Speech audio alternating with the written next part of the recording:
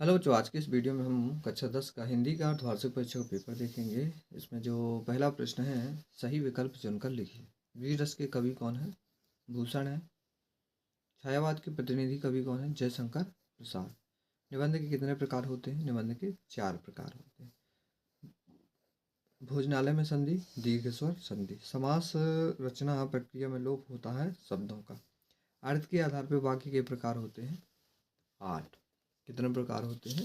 8 प्रकार होते हैं। रिक्त स्थान देख लेना है हमें। भ्रमण गीत सूरदास द्वारा रचित सूरसागर से लिया गया है। कवितावली तुलसीदास की रचना है। सूर्यकांत त्रिपाठी निराला छायावादी युग के कवि हैं। धनुष टूटने पर परशुराम नाराज हो गए। श्री कृष्ण की कमर में छोटी छोटी घंटियां विद्यमान हैं। पत्तों से लदी डारी कहीं हरी कहीं लाल। एक शब्द में उत्तर। मूर्ति पर सरकंडे का चश्मा किसने लगाया होगा? हालदार ने। बाल गोविंद भगत हर वर्ष कहाँ स्नान करने जाते थे? गंगा जाते थे। नवाब साहब के पास कितने खीरे थे? 2 थे। फसल कविता के कवि कौन है? नागार्जुन है। गीतावली किसकी रचना है? तुलसीदास की। तुलसीदास जी किस शाखा के कवि हैं? तो राम भक्ति शाखा के कवि हैं। सत्य सत्य देख लेना है ये। तुलसीदास का निधन प्रयाग में हुआ था, ये गलत है। सूरसागरावली में राम भक्ति का वर्णन गलत है। गिरजा कुमार मातो छायावादी कवि है, सही है। भयानक रस का स्थायी भाव है, सही है। पद्मावत मलिक मोहम्मद जायसी की रचना है, सही है। ये भी सही है और 7वां भी सही है। सही जोड़ी। यह एक कहानी यह भी मन्नू भंडारी। गीत का छंद 26 मात्राएं। कुरुक्षेत्र गुरु महिमा। काव्य की आत्मा रस। संचारी भाव की संख्या 33। स्वयं प्रकाश का आदमी जात का आदमी और भक्ति काल का रामधारी सी दिनकर हो जाए। यहाँ से सभी प्रश्न देख लेना है क्रमशः। अतिलघुत्तरीय प्रश्न ये है, रीतिकाल के कविताओं में किस रस की प्रधानता है?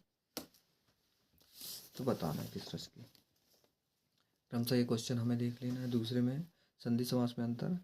परशुराम के कोट करने पर लक्ष्मण ने धनुष टूट जाने की कौन कौन सी तर्क दी है और कोई 2 तर्क बताना है।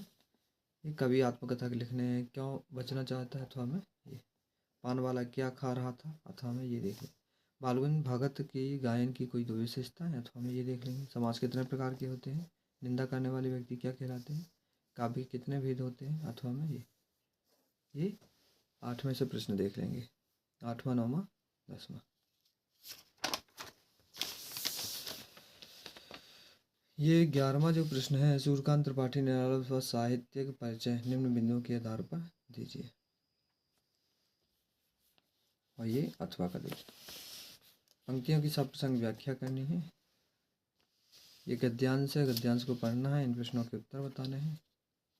एक विषय पर रूपरेखा लिखनी है, जिस पे भी आती है उस पर हम रूपरेखा लिख देंगे। विश्लेषणात्मक प्रश्न, गद्यांश की सब प्रसंग व्याख्या करनी है।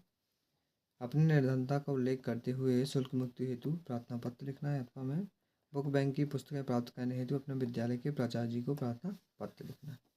किसी एक विषय पर निबंध लिखना है। ये जो है लास्ट प्रश्न है।